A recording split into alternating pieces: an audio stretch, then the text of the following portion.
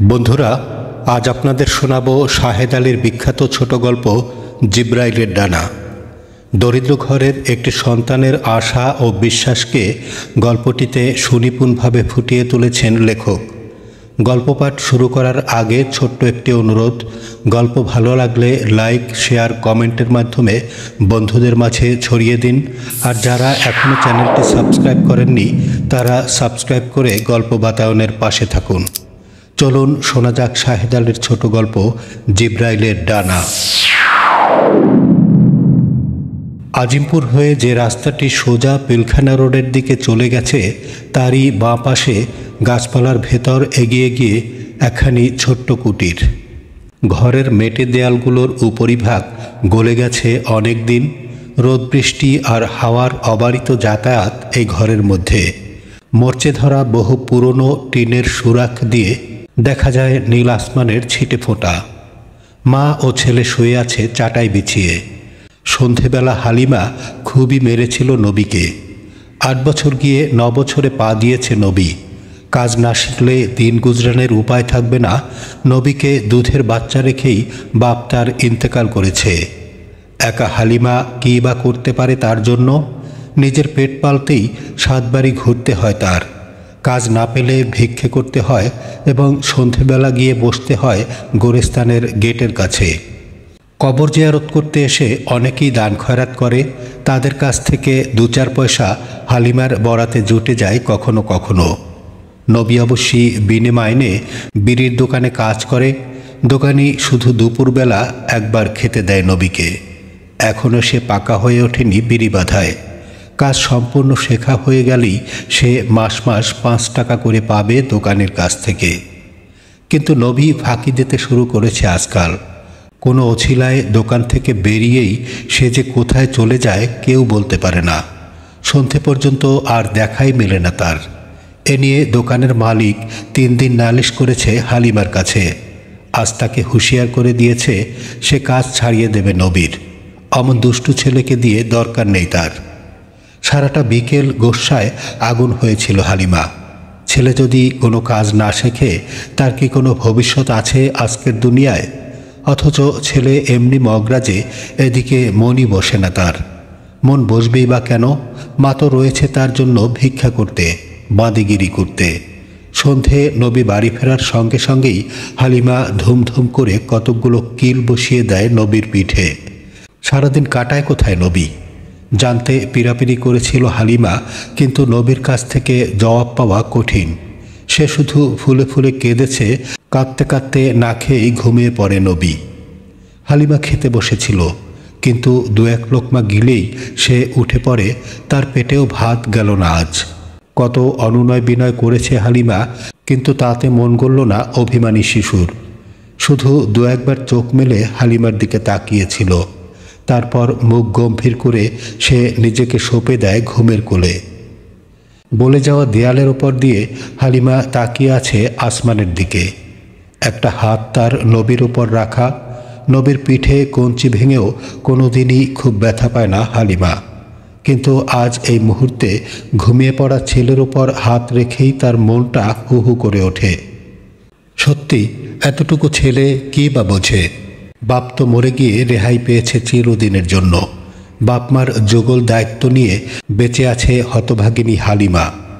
এভাবে যখন তখন ওকে মারপিট করা সত্যি অন্যায়। কিন্তু কাজ যদি কিছুই না শেখে ও বাঁচবে কী করে সংসারে? হালিমা তো আর চিরদিন বেঁচে থাকবে না যে নিজের দিন গুজরানের কথা নবীর না ভাবলেও চলবে। হালিমার চোখ আঁসুতে ভরে ওঠে। আসমান থেকে নজর ফিরিয়ে নিয়ে সে চুমো খায় নবীর কপালে। নবী আস্তে আস্তে চোখ মেলে চায়, আর হঠাৎ একবার দরজার দিকে আঙুল দেখিয়ে বলে ওঠে, মা, এটা ক্যাডা? কইরে? বিস্মিত হালিমা প্রশ্ন করে। ওই যে গেল। ডান হাত বাড়িয়ে নবী দেখিয়ে দেয় অপরিচিতের যাওয়ার পথটি। কেউ না, নিঃসন্দিগ্ধ উত্তর দেয় হালিমা। তুমি লুকাইবার চাও? নবীর অভিমান যেন ফুলে ওঠে। খুব সুন্দর একটা মানুষ গেছে না? রাঙা ধবধবা আর পিন্দনে সুন্দর কাপড়। সুন্দর মানুষ? হালিমার বিস্ময় এবার আরও বেড়ে যায়। চোখ দুটো বড় বড় করে নবী বলে, মিঠাই লই আইছিল। তোমার কাছে দিয়ে গেছে না মা? হ, দিয়ে গেছে।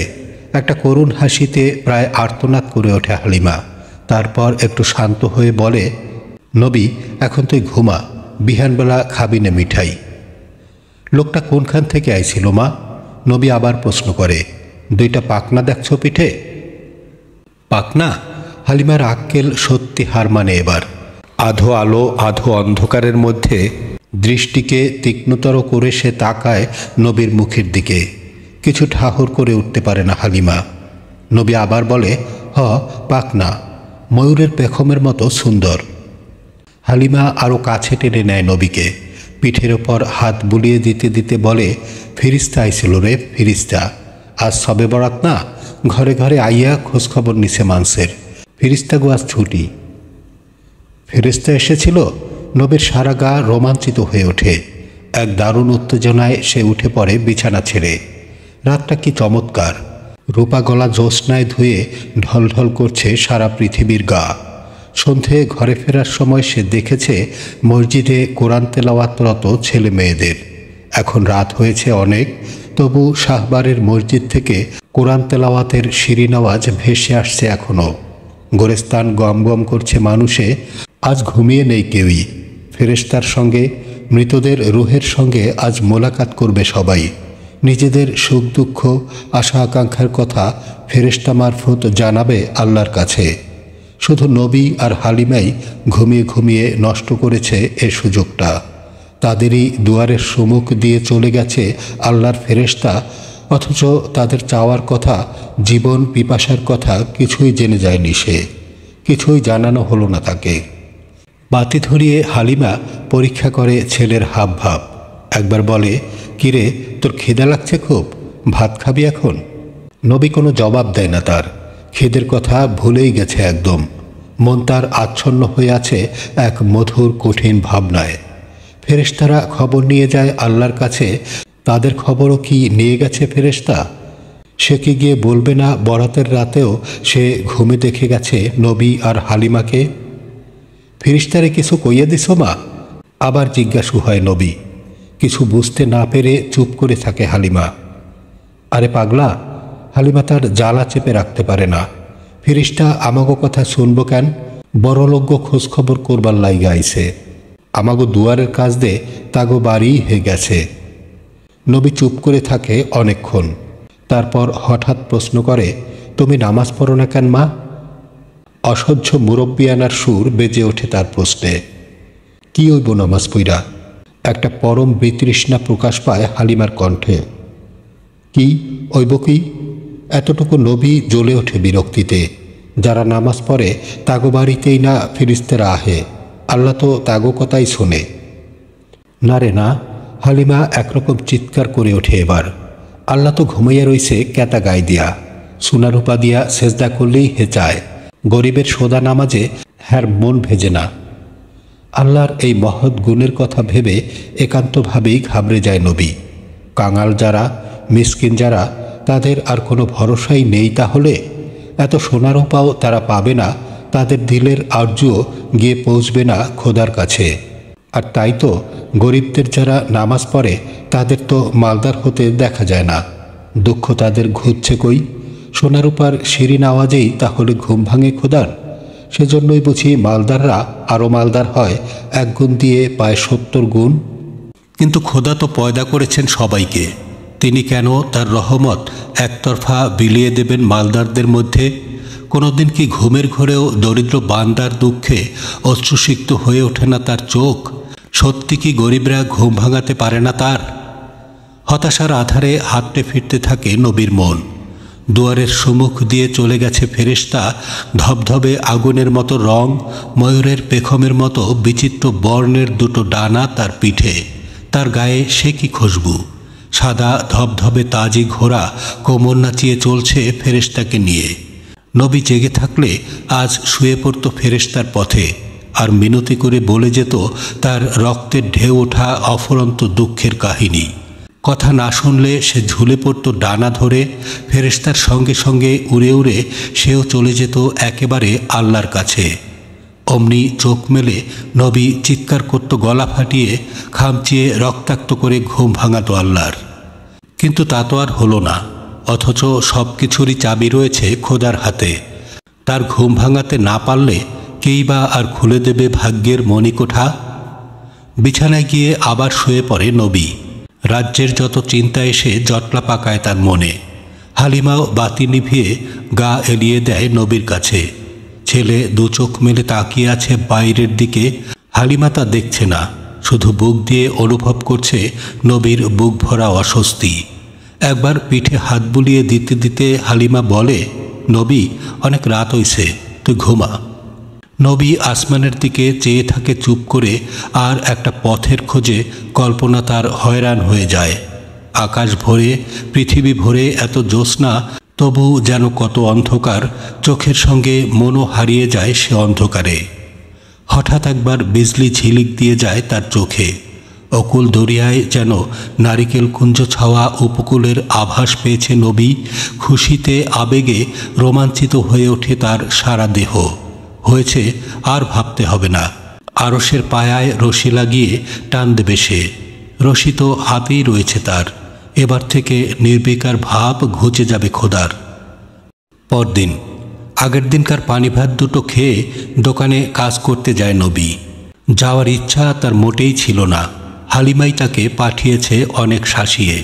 হালিমা বলে, নিজের হাতে আজ গড়তে হবে কপাল। আল্লাহর কাছে আরজি পেশ করলেই চলবে না। কয়েকটা ছেলের সঙ্গে নবী বিড়ি বাজছে, কিন্তু তার মন পড়ে আছে পিলখানার ওপাশে ফণিমনসায় ঘেরা নির্জন জায়গাটুকুতে। দোকান পালিয়ে লোকচক্ষুর আড়ালে ওইখানে সে রোজই ঘুরে ওড়ায় আপন মনে। এ খবর সে ছাড়া আর কেউ জানে না সংসারে। পৃথিবীকে লুকিয়ে শিশু তার কচি হাত দুটো বাড়িয়ে দেয় আসমানের দিকে, কিন্তু হাত আর কদ্দুরি বা ওঠে। নবীকে তাই নিতে হয়েছে ঘুড়ি। ঘুড়ি উড়িয়ে সে তার বাণী এতদিনে অজান্তে উপর হতে আরও ওপরে আরশের দিকেই পাঠিয়েছে। পেট ব্যথার অজুহাত তুলে নবী বেরিয়ে পড়ে দোকান থেকে। মুহূর্তের জন্য সে স্থির হতে পারছে না আজ। অতি সন্তর্পণে বাড়ি পৌঁছে নবী। মা বাড়ি নেই, আনন্দের সীমা থাকে না নবীর। 3টা পাতিল তছনছ করে সে বার করে 2 আনা পয়সা। ও 2 আনা পয়সা তো নয়, 7,000 ধন। পয়সাগুলো বার করে মুঠোয় পুরে নবী ছুটে যায় নবাবগঞ্জে। সুতো কিনে আবার সে দৌড়তে শুরু করে দেয়। এক নতুন অভিযানের নেশায় বুক কাঁপছে তার। জঙ্গলের ভেতরকার এক পরিত্যক্ত ভাঙা মসজিদের অন্ধকার গুহা থেকে বের করে একটা ঘুড়ি আর লাটাই। এই ঘুড়ি তাকে রোজ বের করে আনে কাজ ভুলিয়ে। এই ঘুড়ি তাকে পৃথিবীর সীমানা ছাড়িয়ে আসমানের পথে নিয়ে যায়। আর সব ব্যাপারেই খই ফোটে নবীর মুখে, কিন্তু এই ঘুড়ির কথা কারো কাছে সে বলে না। এ যেন তার নেহাত পুশিদা খেলা, একান্তভাবেই নিজস্ব। একসময় নবী চলে যায় পিলখানার ওপাশে সেই ফণিমনসায় ঘেরা নির্জন জায়গাটুকুতে। পুরনো সুতোটার সঙ্গে নতুন সুতোটা গেরো দিয়ে সে ঘুড়ি উড়িয়ে দেয় আসমানে। ঘুড়ি যতই ওপরে উঠতে থাকে, উল্লাস অধীরতায় ততই বিচলিত হয়ে ওঠে নবী। একটা স্মিত হাস্য তার মুখ থেকে চোখ পর্যন্ত ঝিলিক দিয়ে ওঠে বারবার। আরশের পায়ে রশি লাগিয়ে আজ সজোরে টান দেবে নবী। ক্রমেই ছোট হয়ে আসে ঘুড়িটা। এক সময় যখন হাতের সুতো শেষ হয়ে গেল, নবীর দুঃখের সীমা থাকে না। সুতো শেষ হয়ে গেছে, কিন্তু ঘুড়ি যে দেখা যাচ্ছে এখনো। খোদা কি এত কাছে? তা তো নয়। মানুষের দৃষ্টিসীমার বাইরে অনেক অনেক দূরে আরশের ওপর ঘুমিয়ে আছেন তিনি। এত কাছে হলে তো খালি চোখেই দেখা যেত আল্লাহকে। সুতো চাই তার আরও অনেক সুতো, যেন তার ঘুড়িকে নিয়ে যায় মেঘের ওপারে, আরশের একেবারে কাছটিতে। কিন্তু এখানেও দরকার পয়সার। সে যে সুতো কিনবে, সে পয়সাই বা কই নবীর? তাদের দুর্দশা তাহলে আর ঘুচবে না? নবী আসমানের দিকে চেয়ে নিজের ব্যর্থতায় আর্তনাদ করে ওঠে। ঘুড়ি ওড়ানো যতদিন একটা শখ ছিল, নেশা ছিল, ততদিন শুধু ঘুড়ি উড়িয়েই আনন্দ পেয়েছে। কিন্তু আজ যখন এই ঘুড়ি একটি গভীর অর্থ নিয়ে তার কাছে ধরা দিয়েছে, সহস্র বেদনার সম্ভাবনার পথও অবারিত হয়ে গেছে তার জন্য। কিছুক্ষণ ঘুড়ি উড়িয়েই বাড়ি চলে আসে নবী। এই সুতোয় হবে না, আরও আরও অনেক সুতো চাই।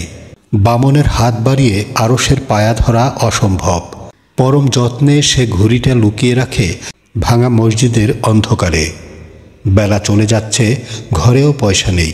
মার কাছে পয়সা চাইতে গেলে হালিমা কঞ্চি দিয়ে তার পিঠের ছাল না তুলে ছাড়বে না। যে 2 আনা পয়সা আজ সে চুরি করেছে, তার জন্যই তার বরাতে কি আছে কে জানে। তবুও লোভ সামলাতে পারে না নবী। আজলের লেখা পাল্টাতে হলে কিছু খরচ, কিছু ক্ষতি স্বীকার করতে হবে বইকি।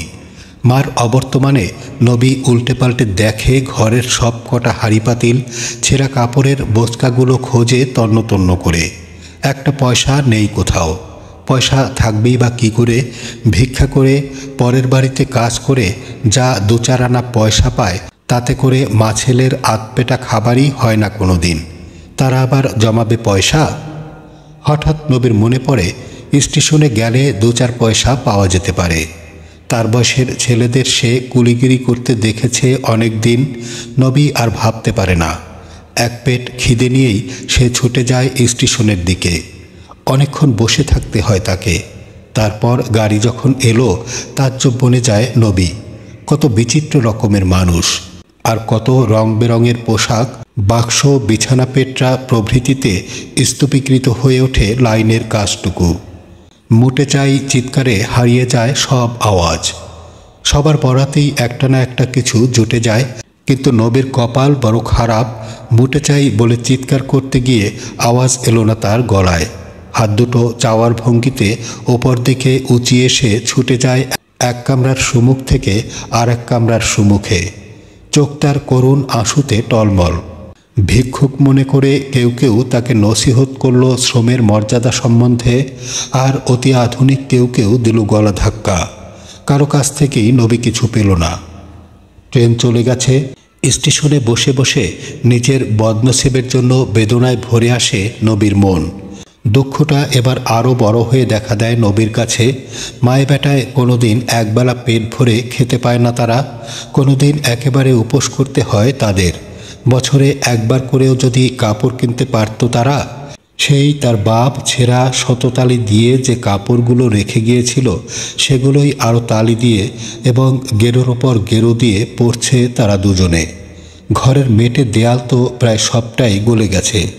বৃষ্টি হলেই টিনের সুরাখ দিয়ে উসলিয়া পড়ে পড়ে ঘর ভেসে যায় পানিতে। দুর্দশার আর সীমা পরিসীমা নেই তাদের। আল্লাহর কাছে তাদের দিলের আরজ পৌঁছাতে পারলেই অবসান ঘটত দুঃখরাত্রির। কিন্তু হালিমা নামাজ পড়ে না। নবীও আরবি সূরা এবং রাকাতগুলো শেখার সুযোগ পায়নি কখনো। আল্লাহ কেনই বা শুনবেন তাদের কথা? ঘণ্টাখানেক পরে আর একটা ট্রেন যখন এলো, নবীর আনন্দ দেখে কে? ট্রেন থামার আগেই মুটে চাই কুলে চাই বলে সে চিৎকার শুরু করে দেয় প্রাণপণে। ট্রেন থামলে একটা ঘড়ি পরা বলিষ্ঠ হাতের ইশারায় নবী এসে দাঁড়ায় এক প্রথম শ্রেণীর কামরার সম্মুখে। ভদ্রলোক একটা অ্যাটাচি ও হোল্ডল দেখিয়ে বললেন, ওয়েটিং রুমে নিতে পারবি? কেন পারুম না? তাচ্ছিল্যের সঙ্গে জবাব দেয় নবী। দেন আমার ঘাড়ে তুইলা। কত নিবি? ভদ্রলোকের ঠোঁটে মৃদু হাসি ফুটে ওঠে। আমার বহুত পয়সার দরকার।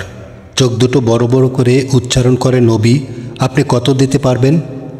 ভদ্রলোক এবার দৃষ্টি প্রখরতর করে নবীর মুখের দিকে তাকান। অদ্ভুত ছেলে তো। বলেন, এত পয়সা দিয়ে কি করবি? বারে, পয়সার বুঝি কাজ নাই? নবী রীতিমতো বিস্ময় প্রকাশ করে। ঘুড়ির রশি কিনুম যে, অনেক রশি। ভদ্রলোক এবার সত্যি হেসে ফেলেন এবং হোল্ডলটা নবীর মাথায় দিয়ে অ্যাটাচিটা হাতে করে নেমে পড়েন গাড়ি থেকে। ওয়েটিং রুমে এসে 4 পয়সার জায়গায় 4 আনা দিয়ে বলেন, এই নে, অনেক সুতো হবে। নবী সিকিটা ছুঁড়ে মারে ওয়েটিং রুমের মেঝে। না, আমি নিমু না। 4 আনায় আমি কি করুম? আমার অনেক রশি লাগবো। আমার ঘুড়ি আসমান ছুঁইব গিয়া। সবাই অবাক হয়ে যায় নবীর মেজাজ দেখে। ভদ্রলোক সিকিটা হাতে নিয়ে হাসতে হাসতে বলেন, ঘুড়ি আসমান ছুলে তোর কি হবে? কেন, আরসের পায়ায় বাঁধাইয়া টান দেবো। এক স্বপ্নের নেশা আর শক্তির ফুর্তিতে নবী মুহূর্তে যেন বিরাট কিছু হয়ে ওঠে। আল্লাহ খালি আপনাকে কথাই শুনবো, আমাগো কথা বুঝি শুনুন লাগবো না? হ্যার, এবার সবাই ওর মুখ চাওয়াচাই করতে থাকে। পরিবেশটা মুহূর্তে যেন কেমন থমথমে বিষণ্ণ হয়ে ওঠে। কারো মুখে টু শব্দটি নেই। রাজভক্তদের সামনে যেন রাজদ্রোহের বাণী উচ্চারিত হয়েছে শিশুর মুখে। ভদ্রলোক পকেট হতে একটা আধুলি বের করে বলেন, এই নে, এখন হবে তো? আধুলিটা হাতে নিয়ে কৃতজ্ঞতায় আঁখি ছলছল করে ওঠে নবীর। আন্তরিকতা মিশিয়ে বলে, আমাগো যখন অনেক পয়সা হইব, আমাগো বাড়ি তখন আইয়েন, আপনার জেব ভৈরে দিয়ে দেব সেদিন। নবীর কথায় হেসে ফেলে সবাই। যিনি আধুলিটা দিয়েছেন তিনি তো উচ্ছ্বসিত হয়ে উঠলেন হাসিতে। তার আজকের এই মেহেরবানির কথা ভুলতে পারবে না নবী। দিন যখন ফিরবে, নবী দুই জেব ভর্তি করে পয়সা দিয়ে শোধ করবে তার ঋণ। হাসতে হাসতেই বলেন, হ্যাঁ হ্যাঁ, নিশ্চয়ই আসব, আমরা সবাই আসব সেদিন। নবী এসব শোনার জন্যে অপেক্ষা করে না। সে সোজা চলে যায় চকের দিকে। অনেকটা সুতো কিনে যখন বাড়ি ফিরল তখন সন্ধ্যা মিলিয়ে গেছে। সুতোটা সে লুকিয়ে রেখে আসে মসজিদে তার ঘড়ির পাশে। হালিমা ভিক্ষা করে আনা চালগুলো জাল দিচ্ছে আর সুরবুর হচ্ছে ধুয়োয়। গাছতলা থেকে ভিজে বন কুড়িয়ে এনেছে আগুন ধরাবার জন্যে। নবীকে দেখেই চোখ কসলাতে কসলাতে বলে, কিরে, অতক্ষণে করতে আইলি? মার দরদ ভরা প্রশ্নে অত্যন্ত খুশি হয় নবী। তার মেজাজ তাহলে বিগড়ে যায়নি আজ।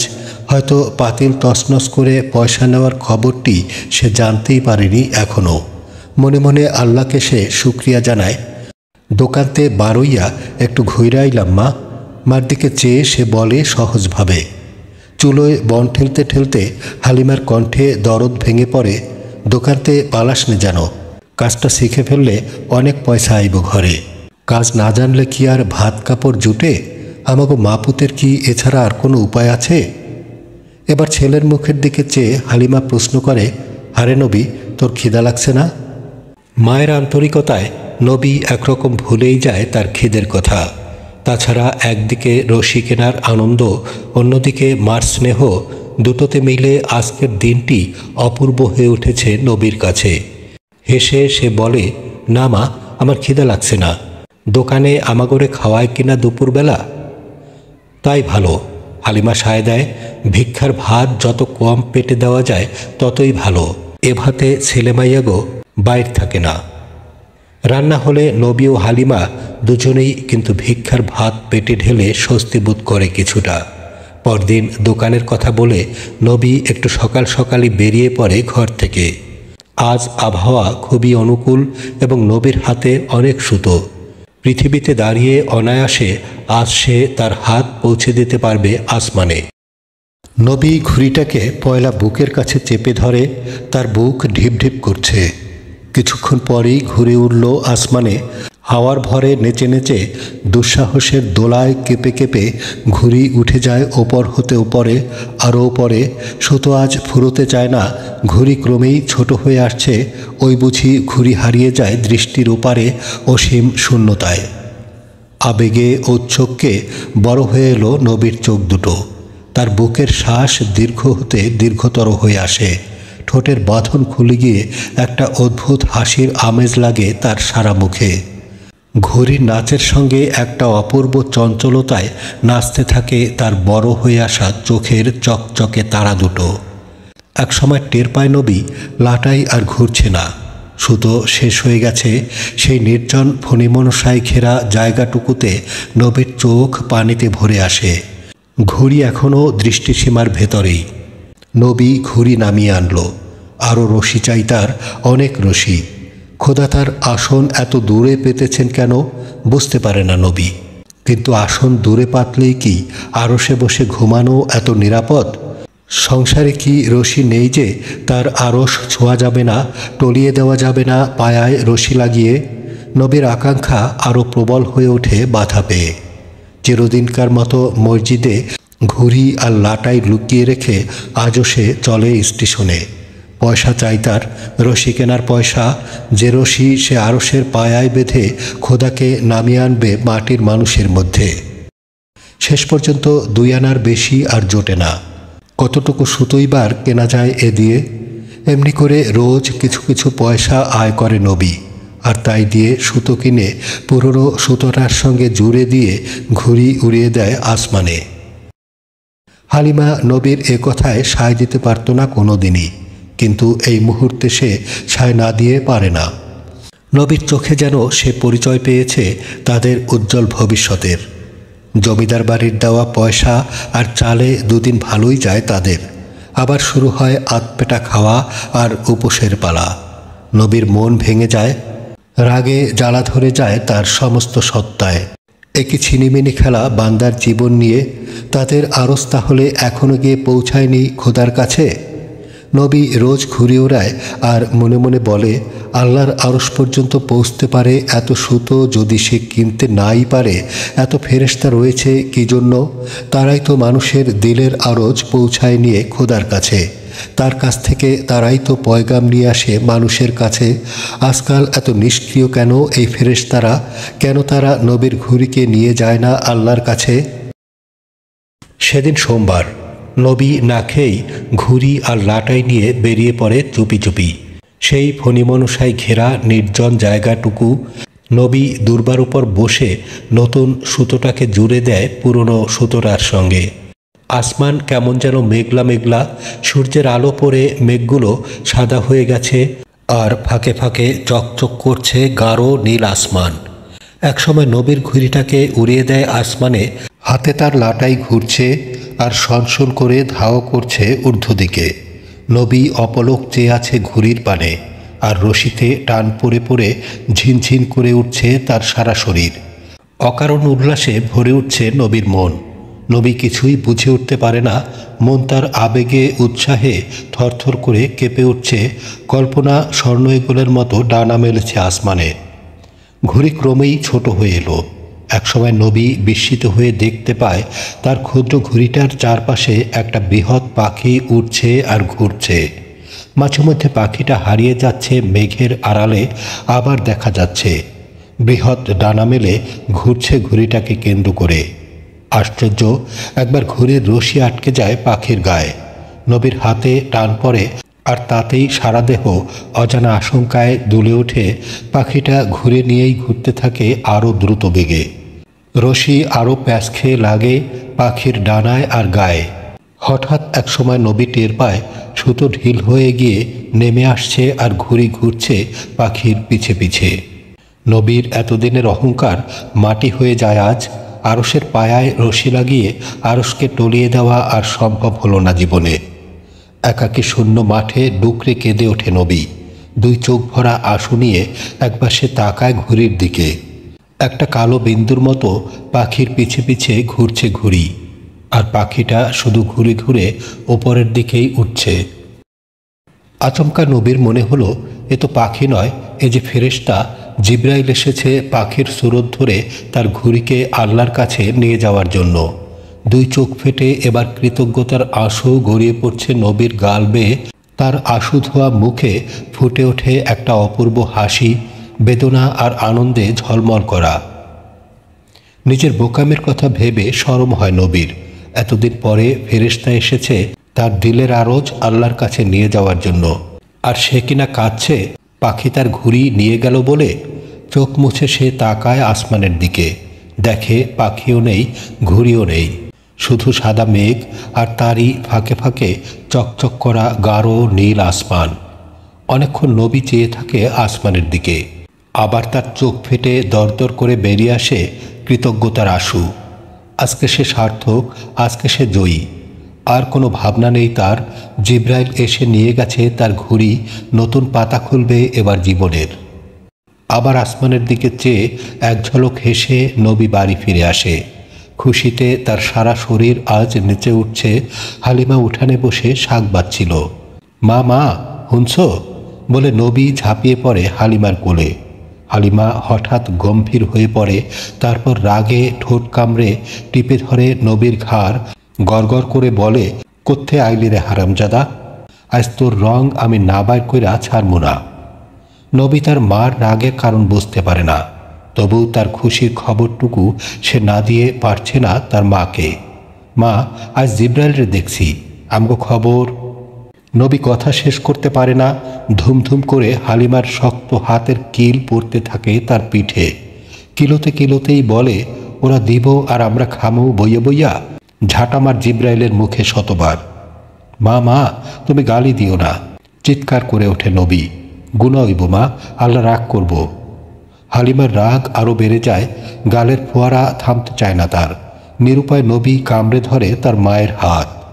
এবার যেন আগুন লেগে যায় হালিমার গায়ে। বিড়ির দোকানের মালিক আজ বলে গেছে নবী দোকানে যায় না কোনো দিনই, সুতরাং কাজ তার ছাড়িয়ে দেওয়া হলো আজ থেকে। দোকানের কাছেই শুনেছে হালিমা নবী নাকি কোথায় ঘুরি উড়ায় সারাদিন, আর সময় সময় ছুটে বেড়ায় বাজারে আর স্টেশনে। খবরটা পেয়ে অবধি গোস্বায় আগুন হয়েছিল হালিমা। এমন অবাধ্য শয়তান ছেলেকে দিয়ে কাজ কি? হালিমা এবার কঞ্চি হাতে নিয়ে সপাং সপাং মারতে থাকে নবীর পিঠে, হাতে, মাথায়। হারামজাদা, তোর ভালার লাইগাই না আমার মাথা বিষ, আর তুই কিনা ফাঁকি দাস আমারে? আমি বললে জিব্রাইল খাঞ্চা খাঞ্চা ভাত লইয়া আইব না তোর লাগি? আঘাতে আঘাতে ক্ষতবিক্ষত হয়ে যায় নবীর পিঠ। চিৎকার করে সে কাঁদে এবং কামড়ে রক্তাক্ত করে দেয় হালিমাকে। একসময় প্রায় বেহুশ হয়ে সে লুটিয়ে পড়ে মাটিতে। রাতের বেলা হালিমার গায়ে জ্বর এসে যায়। নবী তার মার দিকে একবার চায় এবং কিছু না বলে ঘরের এক কোণে শুয়ে পড়ে মাটির উপর। কিছুই পেটে পড়ল না তার। শুয়ে শুয়ে কপাল কুঁচকে ঠোঁট ফুলিয়ে সে কটমট করে তাকিয়ে থাকে হালিমার দিকে। তারপর কখন যে সে ঘুমিয়ে পড়ল সে নিজেই জানে না। ঘুমিয়ে ঘুমিয়ে নবী স্বপ্ন দেখল জিব্রাইল তার ঘুড়ি নিয়ে মেঘের ফাঁকে ফাঁকে আসমানের দিকে ধাওয়া করছে। একসময় নীল আসমান দুদিকে সরে গিয়ে পথ করে দিল জিব্রাইলের জন্য। মেঘের ফাঁকে ফাঁকে আবার যাত্রা শুরু হলো। আবার একটা আসমান ফাঁক হয়ে গেল, আবার আর একটা ষষ্ঠ আসমান খোলার সঙ্গে সঙ্গে আগুন লেগে গেল জিব্রাইলের ডানায়। জিব্রাইল তবু এগোচ্ছে নবীর ঘুড়ি নিয়ে। তারপর একসময় খুলে গেল সপ্তম আসমানের দরজা, আর তার ফাঁক দিয়ে একটা তীব্র আলোকচ্ছটা এসে ঝলসে দিল নবীর চোখ দুটোকে। আর চাইতে পারল না নবী। দুই চোখে হাত দিয়ে চিৎকার করে ওঠে ঘুমের ঘোরে, মাগো আমার চোখ দুইটা পুইরা গেল। চোখ কসলাতে কসলাতে উঠে বসে নবী। গলে যাওয়া দেয়ালের উপর দিয়ে সূর্যের প্রখর আলো তার নাকে মুখে এসে লাগছে। শুনলেন শাহেদ আলীর ছোট গল্প জিব্রাইলের ডানা। গল্প বাতায়ন চ্যানেলটি ইতোমধ্যে যারা সাবস্ক্রাইব করেছেন তাদের সবার প্রতি কৃতজ্ঞতা ও ভালোবাসা। আর যারা এখনও সাবস্ক্রাইব করেননি তাদের প্রতি অনুরোধ, এরকম আরও সুন্দর সুন্দর গল্প শুনতে চাইলে চ্যানেলটি সাবস্ক্রাইব করে রাখুন। সবাই সুস্থ থাকুন, ভালো থাকুন, গল্প বাতায়নের সঙ্গে থাকুন।